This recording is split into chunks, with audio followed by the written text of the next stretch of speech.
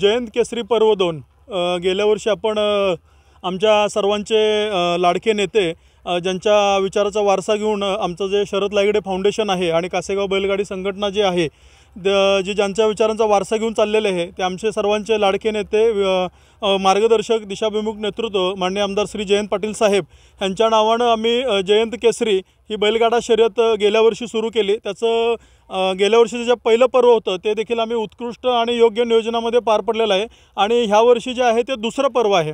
मग गेल्या वर्षीच आम्ही डिसाईड केलं होतं की हे दुसरं पर्व एक आगळं वेगळं पर्व असेल। आमचा जो सगळ्यात प्रामुख्याने गोसंवर्धनाचा जो विषय आहे की आपला जो शेतकरी राजा आहे त्या शेतकरी राजाला कुठेतरी चांगले दिवस आले पाहिजेत आणि गोसंवर्धनाचा जो विषय आहे त्याच्या प्रामुख्याने काळजी घेऊन आम्ही ह्या जयंत केसरी मैदानाला सुरुवात केली आणि आज हे दुसरं पर्व आहे। मग हे दुसरं पर्व घेत असताना 1 BHK फ्लॅट म्हणजे तुम्ही बघितलं असेल महाराष्ट्रामध्ये वेगवेगळ्या धर्तीवरती म्हणजे बरीच अशी मोठी मैदानं झाली, कुठं मोठमोठ्या गाड्या होत्या, पण त्या मैदानापेक्षा हे 1 BHK फ्लॅटचं मैदान हे जे आमचं मैदान आहे ते आगळं वेगळं अशा करता आहे। ही संकल्पना जी आहे 1 BHK फ्लॅट ही वस्तू जी अशी आहे की ती व्हॅल्यू ॲडिशन करणारी वस्तू आहे। म्हणजे ह्या वस्तूचा दिवसेंदिवस व्हॅल्यू ॲडिशन होणार आहे, ह्या वस्तूची किंमत दिवसेंदिवस वाढत जाणार आहे। मग एखादी चैनीची वस्तू न देता 1 BHK फ्लॅट द्यावा ह्याच्या मग आम्ही खूप विचार केलेला आहे आणि खूप विचार करूनच आम्ही हे डिसिजन घेतलेलं आहे। आणि ती वस्तू जी आहे त्याचं व्हॅल्यू ॲडिशन होण्याबरोबर समजा त्या शेतकरी राजाचं गरिबाचं जर एक स्वप्न असेल की त्याचं घराचं जे स्वप्न आहे ते घराचं स्वप्न देखील ह्यामधून पूर्ण होऊ शकते।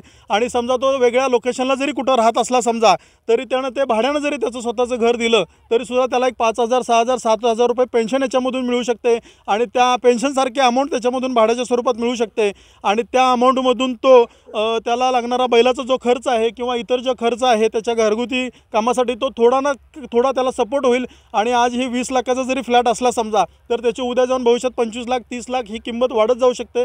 हा सगळा विचार करून आम्ही हे मैदानाचं आयोजन केलेलं आहे। त्याच्याबरोबर दुसरी पण बक्षीस आहेत, 6 लाख आहे, 3 लाख आहे, 2 लाख आहे, 1 लाख आहे, 62,000 65 आहेत, असे वेगवेगळी मोठ्या स्वरूपाची बक्षीस आहेत।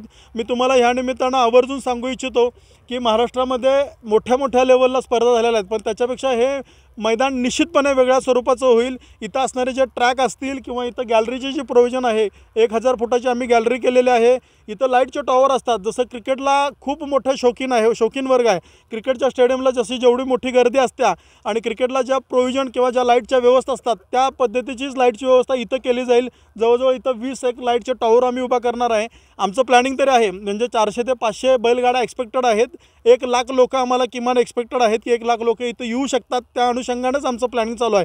आणि समजा 400 ते 500 गाड्या आल्या किंवा त्याच्यापेक्षा जास्त जर बैलगाड्या आल्या तरी आमचं सकाळी 8 वाजता सुरू करून संध्याकाळी 5 ते 6 वाजेपर्यंत संपवायचं टार्गेट आहे। पण इन केस जर लेट झाला तरीसुद्धा इथं आमची एवढी चांगली प्रोव्हिजन असणार आहे की एकदम ब्राईट लाईट असेल। 12 वाजेपर्यंत रात्रीचे जरी 12 जरी वाजले तरी तुम्हाला इथं लख्ख प्रकाश दिसेल आणि इथं कुठलीही काही अडचण येणार नाही। ह्याबरोबर इथं कुठलाही म्हणजे म्हणतो की आपण मेडिकल इन्शुरन्स असावा पण मेडिकल इमर्जन्सी होऊ नये ह्या पद्धतीचंच आम्ही इथं काळजी घेत आहे। म्हणजे मेडिकल इमर्जन्सी झाल्यानंतर मेडिकल सुविधा देणे ह्याच्यापेक्षा मेडिकल इमर्जन्सीच क्रिएट होऊ नये या दृष्टीने सुद्धा आम्ही इथं प्रोव्हिजन घ्यायला लागलो आहे।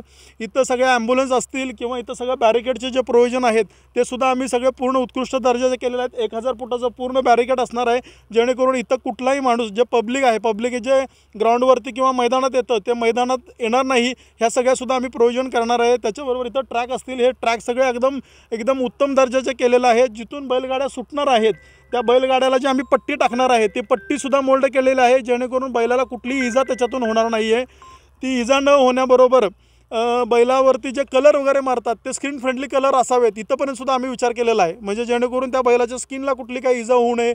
इथं लोक जे फिटनेस सर्टिफिकेट काढणार आहेत पशुवैद्यकीय अधिकारी आहेत ते त्यांना फिटनेस सर्टिफिकेट काढताना तिथं लॅपटॉप असतील, कॉम्प्युटर असतील किंवा तिथं प्रिंटर असेल त्या प्रिंटरपासूनच्या सगळ्या प्रोव्हिजन इथं आम्ही केलेलं आहे। म्हणूनच मी आवर्जून तुम्हाला सांगतो की हे महाराष्ट्रातलं एक सगळ्यात मोठं आणि आगळं वेगळं मैदान असेल आणि मी महाराष्ट्रातल्या किंवा मध्य प्रदेश, कर्नाटक किंवा आणि देशाच्या कानाकोपऱ्यातून येणाऱ्या बैलगाड्या चालक मालक शौकीनांना माझं हे आग्रहाचं विनंती असेल की तुम्ही सर्वांनी आवर्जून इथं ह्या मैदानाचा आनंद घ्या। पण या मैदानाचा आनंद घेत असताना आपला शेती धर्माला आपण जाण ठेवून आपण एक शेतकऱ्यांचे पुत्र आहोत किंवा शेतीशी निगडीत आपण सगळे लोक आहोत जेणेकरून इथं मैदानामध्ये आपल्यामुळं या मैदानाला कुठलंही अडचण किंवा अडथळा येणार नाही, ह्या सगळ्याचे आपण सगळे शेतकरी बांधव जे आहेत ते काळजी घ्याल एवढी मला अपेक्षा आहे.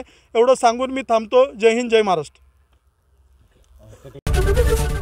एबीपी माझा, उघडा डोळे बघा नीट.